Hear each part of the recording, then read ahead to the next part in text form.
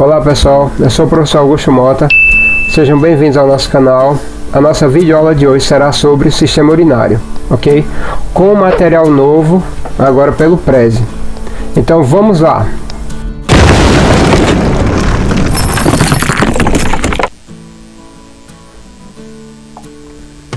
Bem pessoal, como eu estava falando, vamos ver aqui a questão do sistema urinário, certo?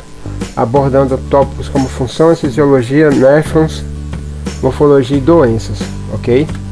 Primeiramente a questão das funções dos rins. Primeiro, basicamente, o principal de tudo é filtrar o sangue, certo?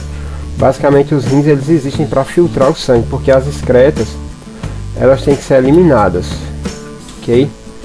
Justamente como eu falei, a remoção das excretas decorrentes de quê? Do processo de respiração celular. Porque vocês viram que no processo de respiração celular a célula vai pegar glicose, né, e oxigênio, produzir ATP, e com isso irá sobrar o que? Gás carbônico e as excretas. Então essas excretas elas têm que ser eliminadas, né? Aí alguns tipos de excretas, você tem aqui amônia, ureia e ácido úrico, né? Partindo da toxicidade mais alta até a toxicidade mais baixa. No caso aqui a amônia, solubilidade alta, encontrada em ambiente aquático. Os animais que liberam amônia são os amoniotélicos, como no caso peixes, ossos e outros invertebrados. Ureia, toxicidade moderada, solubilidade moderada também. Animais de ambiente terrestre úmido são os ureotélicos. Aí entram peixes cartilaginosos, mamíferos e anfíbios. E o ácido úrico, que é o que tem a toxicidade mais baixa, solubilidade também baixa em água, ambientes terrestres secos, como no caso insetos, répteis e aves. São classificados como uricotélicos. Ok? Esse tipo aqui, o ácido úrico, serve para evitar a questão da perda de água, né? Justamente para ambientes secos. No caso da amônia, né, que vocês viram a questão da solubilidade dela, ela é degradada em ureia no nosso fígado, justamente para ficar menos tóxica. Aí veja bem, além de tudo, os rins também controlam a pressão sanguínea através do controle da quantidade de água. Quanto mais água no sangue, menos espesso fica o sangue, menor a pressão. E também controla a questão de alguns hormônios, né, para a questão da homeostase de cálcio nos ossos e também na produção de hemácias. Então tem essa função também de controle hormonal. Depois das funções, temos a questão da morfologia. Basicamente os rins eles são formados pela artéria renal, veia renal, um par de rins, né, um par de glândulas suprarrenais, a bexiga, a uretra, e aqui você tem os ureteres, ok? No caso, ó, a uretra, no caso do homem, geralmente ela é 5 vezes maior do que a mulher, né? Pela questão da anatomia do pênis. O rim, ele vai ter a forma de um grão de feijão, pesando aproximadamente 150 gramas. O tamanho é mais ou menos do seu punho fechado, uma média de 10 centímetros de comprimento, certo? Localizado na parte dorsal da cavidade abdominal, região dorsal, e no caso ocorrem aos pares, né? Vai possuir uma cor marrom avermelhada, certo? Mas lembrando que embora ele ocorra aos pares, uma pessoa ela consegue viver normal com um rim, só que tem que ter maiores cuidados, né? Função dos rins: são os rins os órgãos que filtram o sangue, né? O sangue é filtrado aqui nessa região aqui do córtex, né? A bexiga, a função dela: armazenar a urina para posteriormente ela ser eliminada. Aqui nós temos também a bexiga, ela é um saco muscular flexível, né, com capacidade de se dilatar e depois se contrair para a eliminação da urina. Ela tem uma média ela consegue armazenar de 200 a 300 ml de urina. Se você tem que tomar uma média de no mínimo 1 litro de água por dia, isso significa que você normalmente tem que ir ao banheiro uma média de 5 vezes ao dia fazer xixi, entendeu? E aí o fechamento da bexiga, o que é que faz com que você não faça xixi na calça? A presença dos esfíncteres, certo? Os esfíncteres urinários, que seguram o xixi até você poder chegar ao banheiro, ok? Depois da morfologia, vamos ver a questão da fisiologia. Lembrando que fisiologia vem do grego, logia estudo, físio, funcionamento, né? Os rins, eles recebem um fluxo constante de sangue que chega pela artéria renal e sai pela veia renal. Então isso aqui é constante, 24 horas, certo, pessoal? No caso, a proporção é que uma média de 180 litros de sangue, ele vai gerar uma média de 1,5 litro de urina todo dia, certo? Então são filtrados por dia uma média de 180 litros de sangue, passam pelos rins diariamente, né? Ao sangue filtrado, a consequência é a formação da urina, né? Na questão da filtração, a urina ela vai cair nos cálices, né? Gotinha por gotinha, ela vem aqui para os cálices renais após o processo de filtração. Daqui ela vai para o bacinete, né? E depois é coletado nos ureteres. Então, cálice, bacinete, ureteres. Esse é o caminho. A urina ela segue pelos ureteres até a bexiga, onde ela é armazenada. Ok, ó. Como eu falei, a bexiga ela tem a capacidade de armazenar de 200 a 300 ml. Então você tem que ir ao banheiro no mínimo 5 vezes ao dia, né? Se você tomar uns 2 litros, normal de ir ao banheiro umas 10 vezes ao dia. E a questão do consumo de água é extremamente importante para manter o funcionamento correto, né? É o esfíncter urinário que retém a urina presa na bexiga até você poder ir ao banheiro fazer xixi. Aí o ato de fazer xixi, ele é chamado de micção, né? Que é a urina quando sai pela uretra. Aí lembrando que mictório é esse aparelho aqui, ó, que fica dentro do banheiro para o homem poder fazer xixi, né? Aí lembrando, no caso, diferentemente das mulheres, a uretra masculina também tem função reprodutiva, né? Que ela serve para a saída do espermatozoide. Então, além da questão da micção, a uretra masculina também possui a função reprodutiva de liberação do esperma, diferente da mulher, que tem somente a função de liberação da urina, no caso da mulher, né? Aí veja bem, a questão do problema da incontinência urinária, né, quando a urina sai involuntariamente, que pode ter várias causas, como infecções, né, que eu irei falar com vocês já sobre isso. Quando você faz xixi sem querer, é problema de incontinência urinária. Também tem nas crianças a questão da enurese noturna, né, que é quando a criança faz xixi durante o sono, que é normal até uma certa idade, né? Passou disso, tem que se procurar um urologista, no caso. Depois vamos ver aqui a questão dos néfrons, né? O que seria um néfron, pessoal? Cada rim ele vai ter uma média de 1 milhão de néfrons, que é essa estrutura aqui, tá vendo? Ó? Aqui eu tenho um néfron, aqui eu tenho outro. Cada estrutura dessa corresponde a um néfron. O néfron, na morfologia, ela é formado por essas estruturas aqui: glomérulo, cápsula de Bowman, túbulo contorcido proximal e distal, alça de Henle, túbulo contorcido distal e ducto coletor. Que aqui, ó, você tem o glomérulo, né? Aqui eu tenho a cápsula de Bowman, túbulo contorcido proximal, alça de Henle, túbulo contorcido distal e aqui o ducto coletor. Isso aqui é a morfologia do néfron. O néfron ele possui uma rede de capilares, certo? Onde vai ocorrer a reabsorção de água e a secreção de substâncias como medicamentos, né? Reabsorção de água, sais e glicose e a secreção de substâncias. Isso dentro do processo de filtração. O processo de filtração ele ocorre aqui dentro da cápsula de Bowman, certo? O glomérulo, o sangue passa pelos capilares do glomérulo, certo? Aí vão liberar dentro da cápsula de Bowman sais minerais, água, glicose, ureia e ácido úrico, certo? Isso vai formar o filtrado glomerular, né, que é composto por água, sais minerais, glicose, ureia e ácido úrico. Não passa hemácias e proteínas porque são muito grandes, né? Como eu falei aqui, ó. Hemácias e proteínas, elas não entram na composição do filtrado glomerular. Elas não conseguem passar pelos capilares do glomérulo. Se você vê sangue ou proteína presente na urina, em um exame de urina, quer dizer que tem alguma coisa errada, principalmente se tiver sangue, né? Não pode ter sangue na urina. Aí veja bem, aí aqui nós temos os processos. Depois da filtração que ocorre no glomérulo, né, na cápsula de Bowman, liberando o filtrado glomerular, aí essa água, glicose, sais minerais, elas são reabsorvidas aqui no túbulo contorcido proximal, né? Para quê?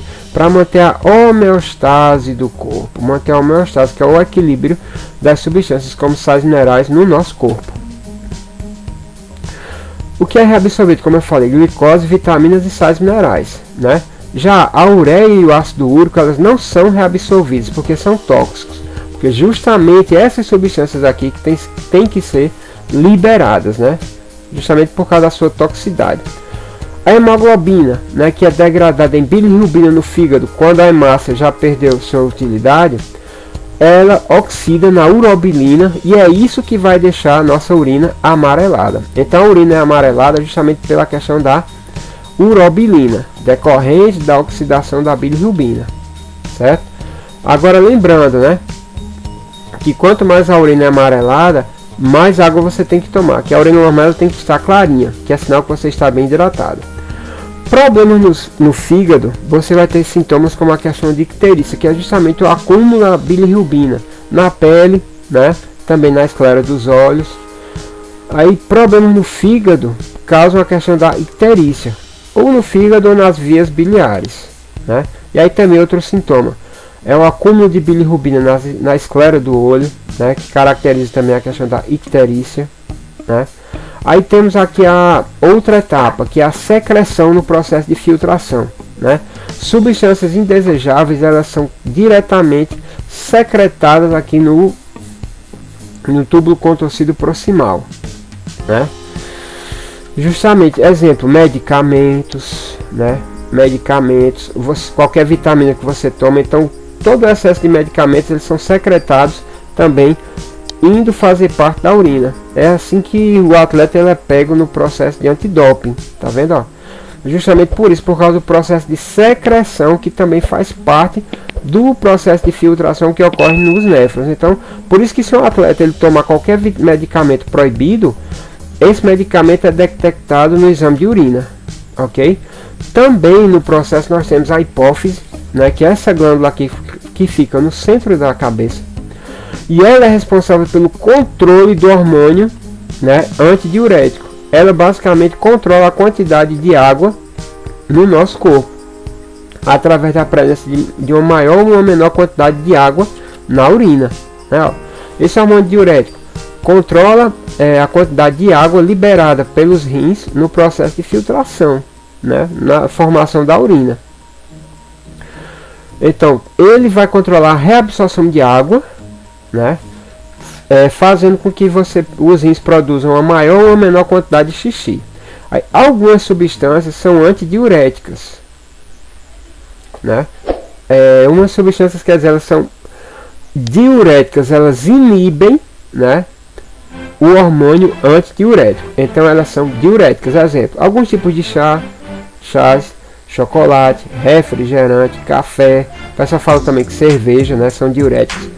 Então geralmente é aquilo que você toma café, com 5 minutos dá vontade de ir ao banheiro fazer xixi, né? Porque ele inibe o hormônio antidiurético e isso aumenta a vontade de fazer xixi. Que é a diurese. Diurese também é o processo de eliminação da urina, né? E aqui o processo de filtração consiste no seguinte: primeiro, filtração que ocorre no glomérulo, do glomérulo para a cápsula de Bowman, né, formando o filtrado glomerular. O que é que passa? Água, sais minerais, glicose, ureia e ácido úrico. O que não passa? Hemácias e proteínas, porque não pode ter nem proteína nem sangue na urina. No túbulo contorcido proximal, a água ela é reabsorvida. Água, sais minerais e glicose. Ureia e ácido úrico não. No túbulo contorcido distal, né, ainda ocorre reabsorção de água na alça de Henle ou alça néfrica. No túbulo contorcido distal ocorre o processo de secreção, tipo medicamentos, vitaminas, substâncias em excesso no sangue, elas saem pelo processo de secreção. É aqui que causa a liberação dessas substâncias e o atleta, é por causa desse processo aqui, da etapa de secreção, que os atletas são pegos no exame antidoping, ok? Aí vejam bem, deixa eu voltar aqui. Depois dos néfrons, vamos ver aqui a questão das doenças renais, tá certo? Para a gente encerrar. Primeiro nós temos o cálculo renal, né, que é a formação de sais de cálcio nos rins, né? Pela questão dos sais em excesso, aqui eu tenho um exemplo de umas pedrinhas, ó, tá vendo o tamanho dessa, né? Basicamente aqui meio centímetro, no caso 5 milímetros, tá vendo, ó? Isso decorrente de quê? Do acúmulo de sais, né? Aqui, olha esses rins, a pessoa aqui basicamente perdeu os rins, tá vendo, ó? Tudo isso aqui são pedras nos rins, entupiu o bacinete do rim, esse rim aqui ele morreu, né? A pessoa perdeu o rim pela questão do excesso de cálculo renal, tá vendo, ó? Tudo isso aqui são pedras nos rins. Aí veja bem, essa questão do cálculo renal ele vai causar dores intensas, né? Porque as pedras podem entupir a ureter. A simples movimentação das pedras nos rins causam dores intensas na região posterior, aqui nas costas, ó, que são chamadas de crises renais, né? Decorrência do cálculo renal. Qual seria o tratamento? O tratamento você vai ter o seguinte: ou por medicação, às vezes elas são tão pequenas que o médico manda você tomar o que? Tome mais água, mais suco que passa, né? Quando não, medicação para diluir as pedras, tipo chá de quebra-pedra, né? Ou no caso, quando não, cirurgia. No caso da cirurgia, você tem a litotripsia, que ondas de ultrassom, né? De eletrochoque aqui, eles quebram as pedras, e para que elas possam sair na urina, sem necessidade de corte, sem necessidade de uma cirurgia com corte, né? Na litotripsia, ó, ondas de choque elétrico quebram as pedras, tá vendo? E aí elas são facilmente liberadas na urina. Outra questão são as infecções, né, urinárias, que podem ser decorrentes ou por bactérias, ou vírus, ou fungos, né? O que é que vai acontecer? Aqui, no caso, veja bem, aí essas infecções, deixa eu só voltar aqui rapidinho para fazer uma observação. No caso da mulher, ela tem propícia a ter dois tipos de infecção, né? Ou fúngica ou bacteriana. A fúngica, pelo seguinte, tipo candidíase, né? Pela questão de usar sempre roupa apertada, calça, então short apertado. Então quando você for dormir, tiver em casa, use uma saia, né? Para dar uma ventilação na questão da vulva, né? Se for dormir, quando for dormir, durma sem calcinha, de preferência com um short bem folgado, justamente para ventilar e diminuir, porque o fungo ele gosta de ambiente úmido e quente. Então se você sempre usa roupa apertada, né? Não usa saia direto, então tem essa precaução para não contrair uma infecção fúngica. Bacteriana pelo seguinte, é justamente pela anatomia justamente da mulher, porque a questão da uretra ela é muito perto do ânus. Então se a mulher ela se limpa de baixo para cima, consequentemente pode haver uma contaminação da uretra por bactérias das fezes. Então a mulher tem que se limpar sempre de cima para baixo, ok? Então tem que ter esses cuidados para nem contrair uma infecção fúngica nem bacteriana, né?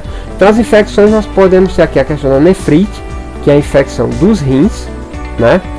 Uretrite, que é a infecção da uretra, né? Na mulher é bom porque geralmente ela sente logo, no homem geralmente é assintomático.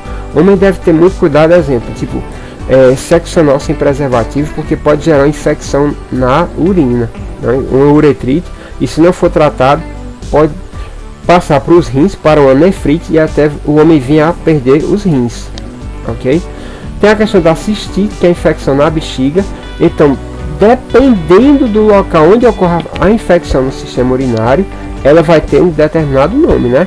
Nefrite, uretrite ou cistite.